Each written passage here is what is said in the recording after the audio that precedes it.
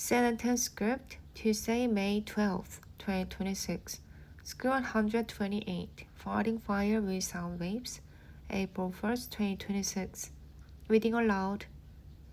First, in my household, we feel a little bit of relief, but now we're just trying to play catch up. So now we're having to, make sure that we use whatever we receive to pay the April expenses in case no more payment comes our way. Meanwhile, things on Capitol Hill are far from copacetic. Congress is currently on a 2-week recess despite remaining locked in a stalemate over funding the Department of Homeland Security, which is the issue at the center of the showdown. Look at this, more than 90% of the department's 272,000 employees are continuing to work during the shutdown, and the impact is being felt beyond the TSA, and these thousands of government employees, including civilians and the U.S. Coast Guard, cybersecurity officials, and emergency management workers, have also reported working without being paid.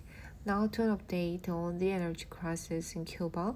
A Russian oil tanker has reached the waters surrounding the island nation after the U.S. allowed the ship to break a fuel blockade. The tanker is reportedly carrying nearly 730,000 barrels of oil.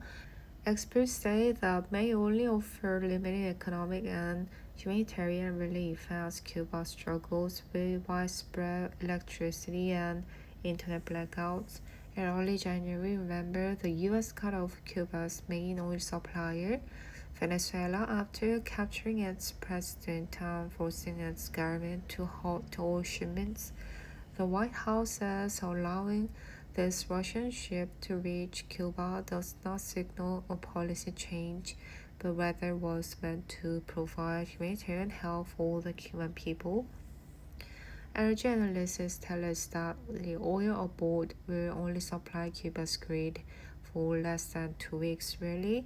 So while it is very notable that Russia has been able to get a tanker through the oil blockade set up by the Trump administration, which apparently says that they have allowed this boat to come in, but they are studying whether or not further boats can arrive to this island.